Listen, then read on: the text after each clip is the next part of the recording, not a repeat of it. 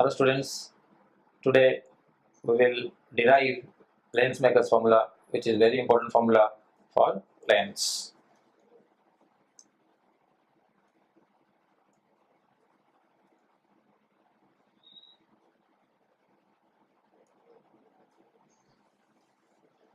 Lens maker's formula is that formula which is used for manufacturing the lenses. So the lens manufacturer use this lens maker's formula to find the focal length of a lens. How it is done? So let us consider a lens, though we have not discussed about different types of lenses or what is the lens. So we are just now going to derive the expression for lens maker's formula without even knowing what is a lens. So that we'll discuss in our next video. So basically, a lens is a surface, is any medium which is bounded by two curved surfaces. Two surfaces, one of which must be curved surface. It's not necessary that both the surfaces should be curved. If a medium is bounded by two surfaces, one of which at least must be a curved surface, then that is called as a lens. Okay, that will discuss how many types of lenses are there in the next video, but in this video we'll derive the lens maker's formula that is used by lens maker. So let us consider a convex lens, though we will derive the formula for convex lens, but that formula is also valid for concave lens also. So let us say this is my convex lens, this is the principal axis, here it is the this is the optical center,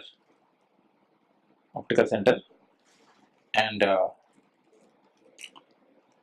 this surface is R1, this is the first surface, and this is another surface. As I told you that there must be two surfaces. Here both the surfaces are curved. So this is the first surface, this is the second surface. Here the radius of this curvature, first surface is R1, and the second surface, the radius of curvature is R2. But we must keep in mind that this R1 is positive because the measurement is done from this point P pole, say, towards this side, and R2, the center of curvature, lies somewhere to the left, so therefore R2 is negative. So this is negative and this is positive. Now I'll consider a point object which is somewhere here away from the center of curvature. Suppose that these are the two center of curvatures over here. I have a point object over here, and the ray will travel towards this first surface. This is the first surface, and this is the second surface. And we must also know that the first surface, this is a lens which is obviously made up of glass. Suppose this is made up of glass, then this is having refractive index a mu2, and the lens is kept in air or any other medium. Suppose this is mu1, and this side also it is mu1. That means the lens is kept in a medium, so both sides of the lens is the same medium. Suppose this refractive index is mu1, here also mu1, and this is the refractive index of the lens material. Now it will go like that. The ray will travel towards the first surface and gets refracted. This situation is similar to the diffraction at the curved surface. So the ray is refracted at the curved surface here once here, and in the absence of this, if this glass medium or this lens medium continues, then the image is formed there, as we discussed in case of a refraction at the single curved surface. But here there is double curved surfaces, so it is not a single curved surface. So two times there will be refraction. So we will study one by one. In the absence of this air medium, that means if this medium continues towards the side, then because of this, one image is formed, as we have discussed. It would have gone something like that, and the image would have formed somewhere here. Somewhere here the image would have formed. So this is the image that is formed. I call this as I dash. The image would have formed there, and but because I should have dotted this line, I should dot this line. This should not be a continuous line. This should be a breaking lines. In the absence of this, the image would have been formed here. But because this ray will not continue to travel, but it will bend towards, because it finds another curved surface here. So ray traveling from this direction and finds another medium mu2 in this side. So it will bend something like that. So this is how the ray will travel. Actual ray will travel like that. It will be like this. The actual ray will travel like this, and here the final image is formed. So the first ray is the ray is traveling in this side is like this, and the ray from here will continue in this direction without any deviation and passes through this point, and image is found here. The meeting point of these two rays is the image. Now, now if I think of the center of curvature over here, suppose this is the center of curvature for the first surface C1, and this is the second surface center of curvature is suppose somewhere here C2. Okay, now this is the object distance. This object is placed here, so therefore this is the object distance PO. So this P from here and O. So this is the object distance from P and O, and similarly this is the image distance from here. I call this as V dash, because this image should have been formed if this glass medium or this medium continues, because the medium ends here. So therefore the image formed by the first surface here acts like an object for the second surface. This is very important, that the image formed by the first surface, so this is the image due to the first surface, and this will act as the object for the second surface, and the final image is here. So this is where this distance here is the final image. So what we're going to do is we apply the refraction formula at the curved surface. Twice we will apply, one at this first surface and another for this surface. So 2 times we will apply the refraction formula and see what happens. Okay, the first thing is here I write the refraction at surface number 1. When you talk about the refraction of surface number 1, you have we know that the formula is mu2 by V minus mu1 by U equals to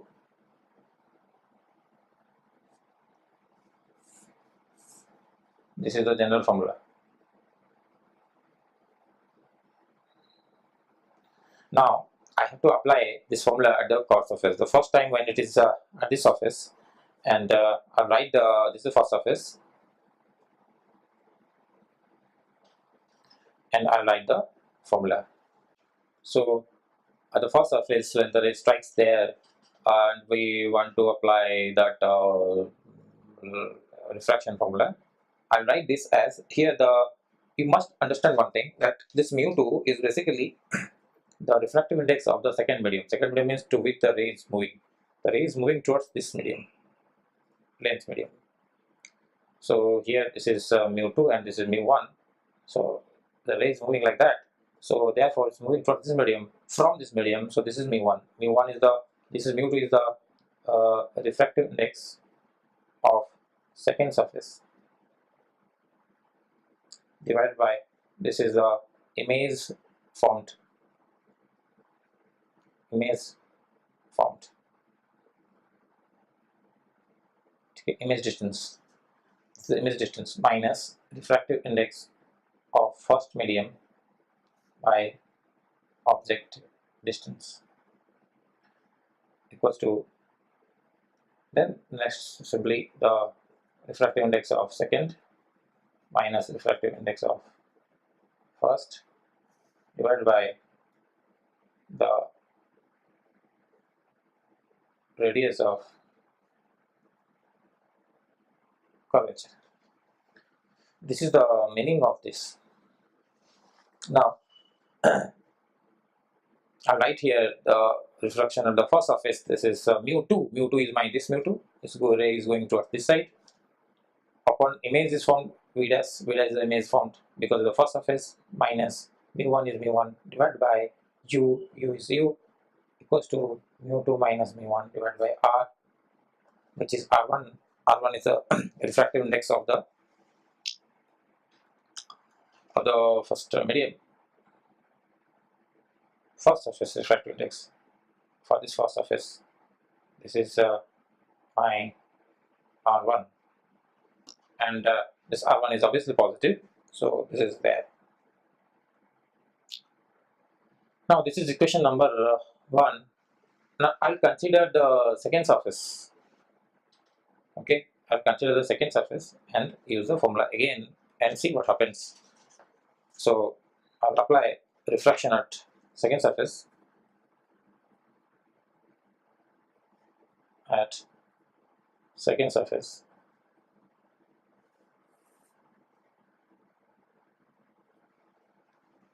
So second surface, this is like that because the lens is like this.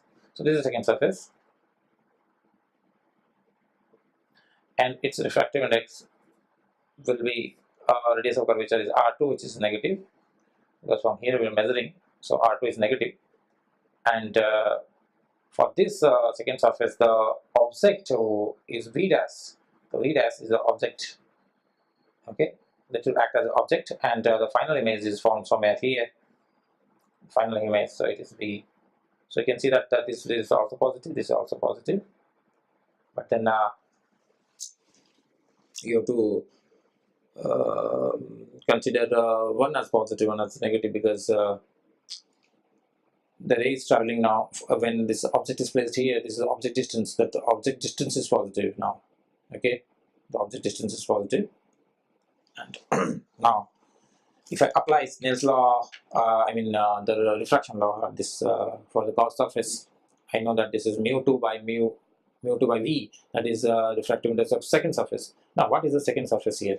The ray is traveling from the medium, because the ray is traveling from the medium to the air. So now this is the mu1, the ray is actually moving like that and then coming out. So this is mu2 and this is mu1. So it is coming out at mu1. So actually moving towards the air. This is trying to come out. So air. So this is therefore is mu1 second surface divided by image formed. The final image is V minus that refractive index of first surface, that is mu2, divided by the object distance is V dash. Okay, this is equal to mu1 minus mu2 divided by R2, the second surface R2. Now if I rewrite the equation 1, which was mu2 divided by V dash minus mu1 divided by u, it is mu2 minus mu1 divided by R. This was equation number 1, and this is the equation we got from this refraction at the second surface. Now if I add these two equations with proper sign, then I will have I will cancel these two out.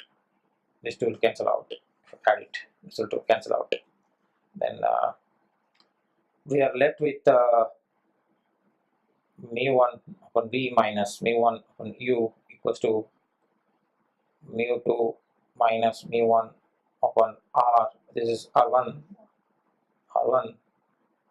and minus mu2 minus mu1 r2. Here I can take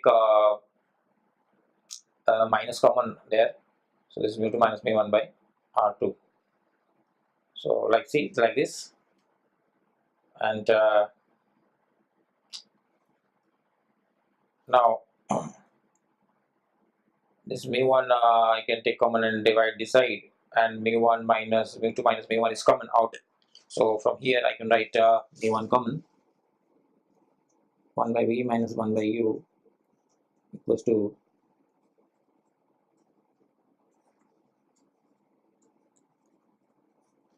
or 1 by V minus 1 by U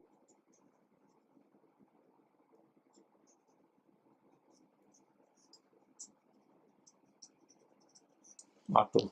So from here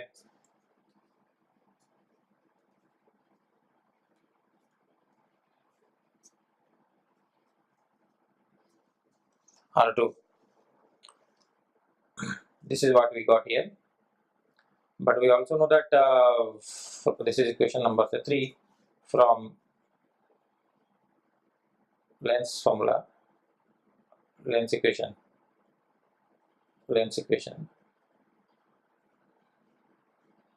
1 by V minus 1 by U is 1 by F. So if I substitute here,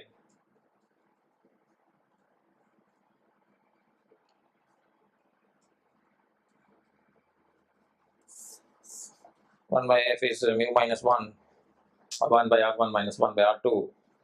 Here we have to use this with proper sign.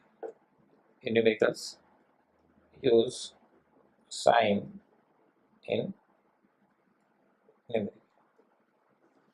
So I have not chosen this R1 R2 negative over there and put it there. So 1 by F is this value, mu minus 1 by R1 minus 1 by R2.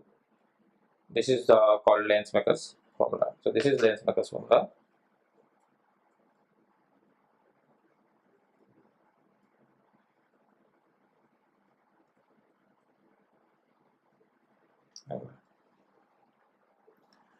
Now we can consider a few things. You can check out that the focal length of a convex lens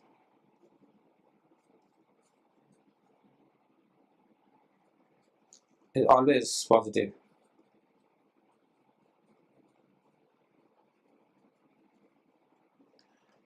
Because for a convex lens, double convex lens, R1 is positive, R2 is positive. So R1 is positive and R2 is negative. This is negative. So when you put this here, 1 by F equals to mu minus 1 by R1 positive, and this is minus 1 by R2 is negative. So negative negative becomes positive. So therefore this formula is used for convex lens. So for convex lens, what you're getting is that R positive, focal length is positive.